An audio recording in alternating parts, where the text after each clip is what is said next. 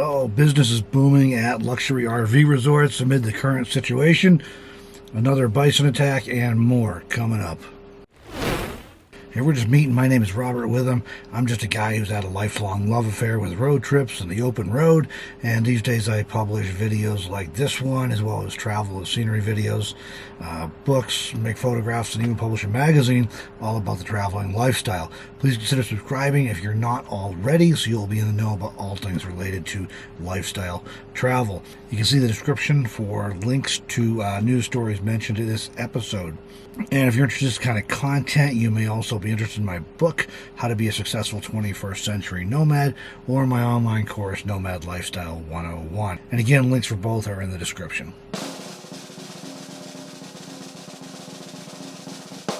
So, Nomad news. Business is booming at luxury RV resorts. Luxury RV resorts across the U.S. have found business to be good during these uncertain times, with some of them reporting significant increases in sales and customer activity. As more people opt for road trips over air travel, those who have the means are increasingly opting for high-end RV parks where the lots cost more than you might be willing to pay for a house. Peer-to-peer RV rental marketplace RVshare has seen a 650% increase in bookings since spring. So obviously people get interested in the RVing lifestyle. At Desert Shores Motor Coach Resort in California, RV lots cost an average of $400,000, but each lot does include a villa that's between 1,200 and 1,800 square feet. Indoor space of the villas include a kitchen, bathroom, and great room, as well as an adjoining garage. Outdoor features include a pool, hot tub, and a patio. And of course, the RV park itself also offers a clubhouse, spa, fitness center, and more. At Mountain Falls Motor Coach Resort in North Carolina, most lots include a cottage and cost a measly $1.2 to $3 million. As would be expected, the park also offers resort amenities like pools, a 9-hole golf course, fitness center, and tennis course. Naples Motor Coach Resort offers lots for the bargain price of $129,000 up to $289,000, but the tiki huts, casitas, fire pits, and outdoor kitchens that are so popular there must be built separately at additional cost. Purchasing a lot at Michigan's Hearthside Grove Motor Coach Resort may set you back up to $1 million, but that includes a luxury cottage and easy access to a lake. So what do you think about spending hundreds of thousands or even more than $1 million for an RV lot? Let me know.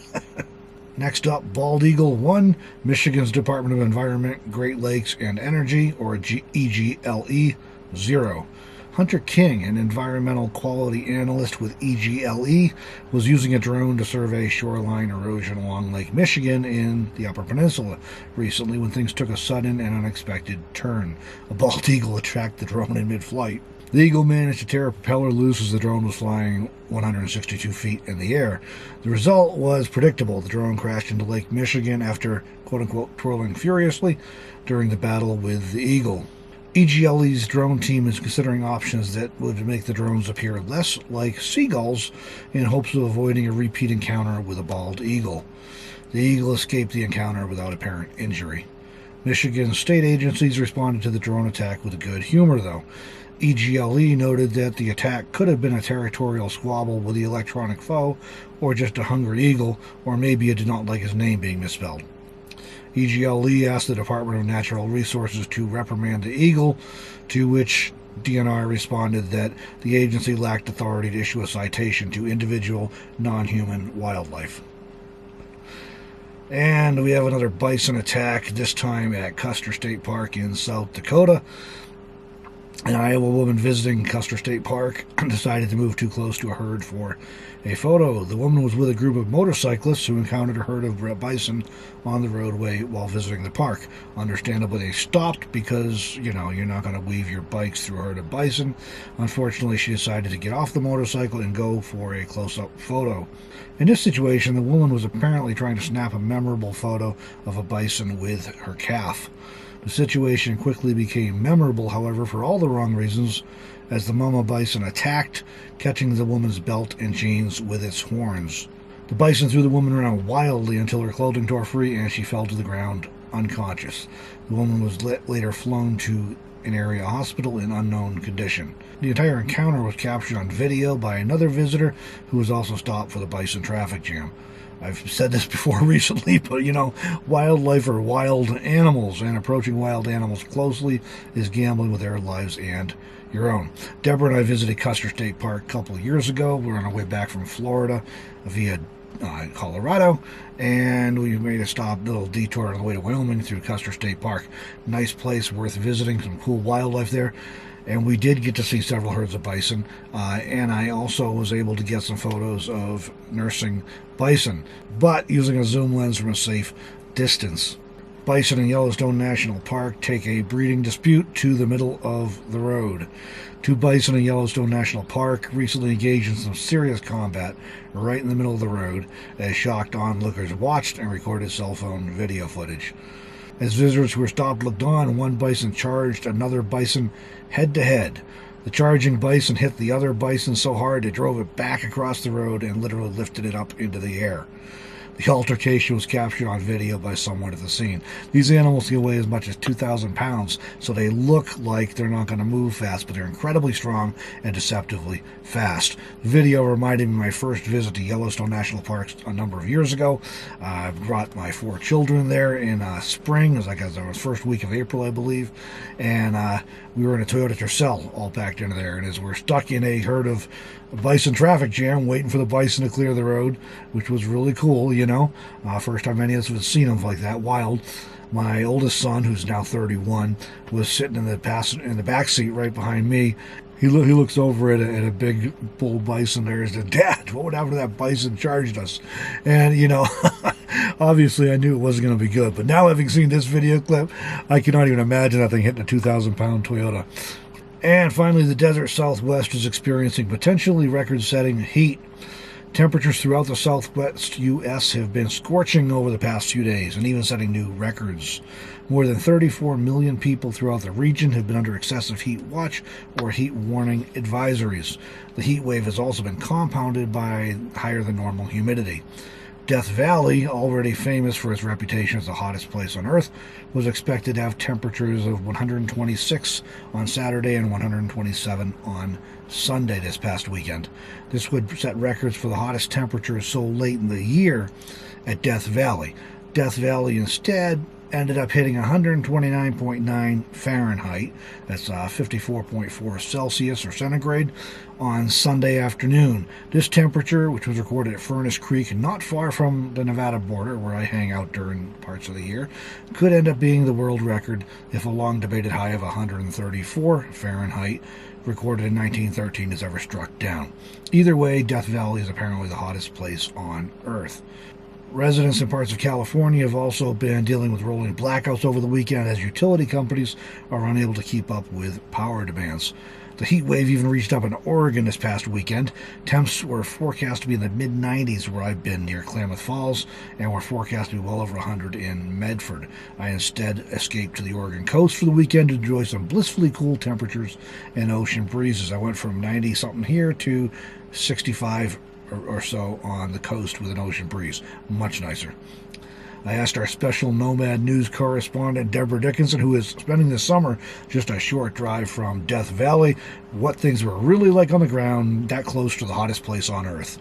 Deborah here. I cracked up when Robert told me that he was doing this news segment on the record-breaking temperatures that we're having, because I'm in southern Nevada close to Death Valley, and I constantly share on my Friday Night Live the thermometer that shows that I've got temps that are above 110 routinely, and I am using all my tips, tricks, and tools to stay cool, let me tell you. I hope that you are too. We'll see you down the road. All right, thank you, Deborah.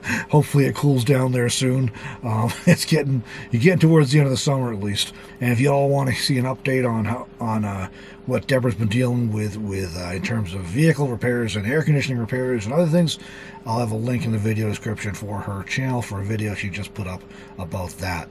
So what about you? Are you affected by this crazy heat wave? And how are you coping with the weather and staying cool, if so? All right, time for some listener questions. This is the section where I address questions and comments from listeners or viewers, depending on how one chooses to consume this media, this episode, because it's most common on YouTube, but it is also available as an audio podcast. If you like listening to podcasts, you can download it from Apple Podcasts, Google Podcasts, however you get your podcasts, pretty much. So leave your question or comment on YouTube or social media, and I may feature it in an upcoming Monday video. And if you're enjoying this video so far, please hit that like button. First question: what is the temperature there? Do they allow boondocking? This question was on a photo I put up on social media in the Oregon forest, and it's been running in the mid 80s here, pretty consistently, and not too humid. We did have that heat wave over the weekend when it was in the mid 90s, and I escaped. I'm back now, and it's basically mid 80s again, but it is more humid than it has been. As far as boondocking, there is tons and tons of boondocking around here. But definitely lots of options, and that includes both BLM and Forest Service. Where we're at, we're on national forest land in central Oregon, but there is a lot in this area in central Oregon between like Klamath Falls and Medford and Bend, and in that area, Sisters, kind of in that area in south central Oregon, there's a ton of national forest, and a lot of it is open to dispersed camping. Basically, you drive around. You may start with a map, so you're going to go drive around and just pick forest roads and see if you're willing to drive on them. Some have little to no camping, others have a ton, so it's just kind of an experimentation process, I guess. And another comment this week on Oregon: it has been so hard for us to find BLM or dispersed camping in Oregon. Yeah, there is. This is the catch here. Depending on what your needs are, there's an absolute ton of BLM and Forest Service land in Oregon. I'm going to say, off the top of my head, it's probably, just looking at a quick look at a map, it's probably like half the state is public lands. So the central part of the state, like where we're at, is very forested and mountainous, so it's very hard to find cell signals, and it's all, to go for good cell signal, it's also very hard to find open areas for solar if you need that, as I do. The BLM, there's some BLM and forest closer to the coast. When you get right on the coast, it's very, very difficult to find legitimate camping that you're not going to have to pay for. You can find them a little bit inland, but again, it's hard to find solar and a good cell signal. There are some exceptions, but it is difficult. Eastern Oregon's got a lot of BLM and even some Forest Service, like up in the northeast corner. But again, the northeast corner is mountains and forests, so the same things are going to apply. Eastern Oregon, whereas BLM, it's kind of like high desert, and very few. So I have not traveled there extensively.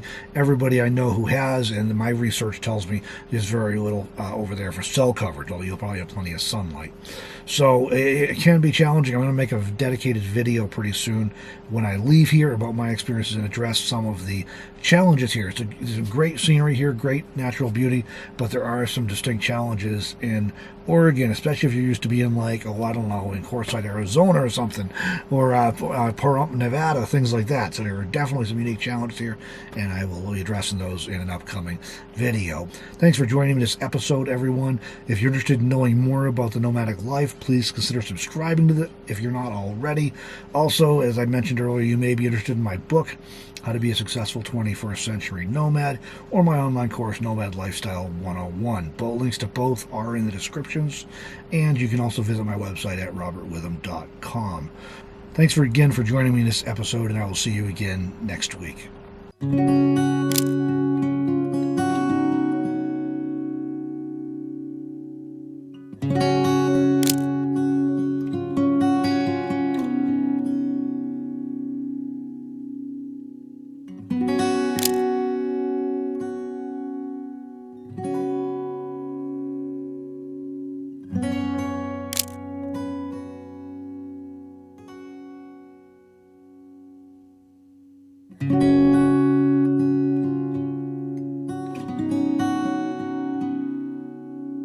Thank you.